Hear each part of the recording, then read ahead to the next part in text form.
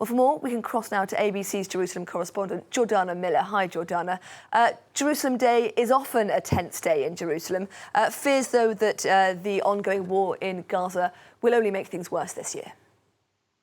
Absolutely. I mean, this year, the march, which is always provocative, is happening on the backdrop of the Gaza war. And not only that, spiraling violence and intensified raids in the West Bank over the last several months. The Gaza war often overshadows what's happening in the West Bank, but there's been hundreds of Palestinians killed and mass operations in places like Jenin and other sites over the past several months. So this is often a very, very tense time. Now, meanwhile, there is, of course, growing international pressure on both Israel and Hamas for both sides to agree to the latest ceasefire proposal. Where are we with those negotiations?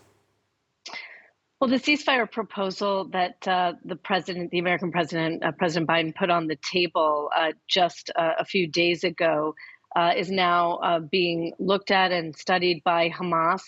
They responded positively to President Biden's speech, but that doesn't mean necessarily they agree to the ceasefire proposal on the table. We do know that the CIA chief, Bill Burns, is heading back to the region today. He'll be meeting with intelligence officials from Qatar and Egypt in Doha to try to, push. This is a renewed push again to see if a ceasefire can be reached. But it has to be said that there are still major disputes on the table, including when the war would be declared over in phase one or phase two. Israel, of course, wants the right to renew its assault in the Gaza Strip if it feels that Hamas is not being a faithful partner in the negotiations. There's discussions and disputes about where the Israeli army would redeploy to. Would it be a full withdrawal?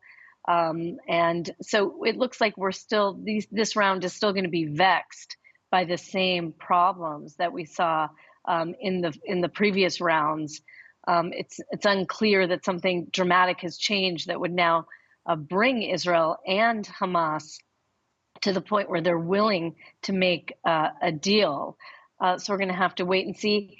And of course, just to go back a little bit to the question you asked about the flag march, we have to remember that it is often the far right, ultra-conservative national religious parties that take part in the flag march here in Jerusalem today.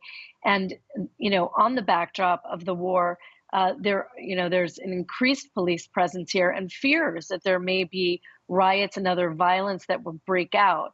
And the very controversial far-right leader, Itamar Ben-Gvir, will be at this march today. He is in Prime Minister Netanyahu's government. He is the national security minister, and he has made very inflammatory remarks about not only the Gaza war, but violence in the West Bank, even what's happening on the northern border.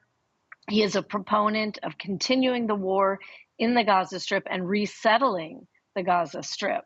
So this is going to be a very tense day here in Jerusalem, and many hoping that it passes without major violence. But of course, Israel here, the police preparing really for the worst. Jordana Miller, thank you very much.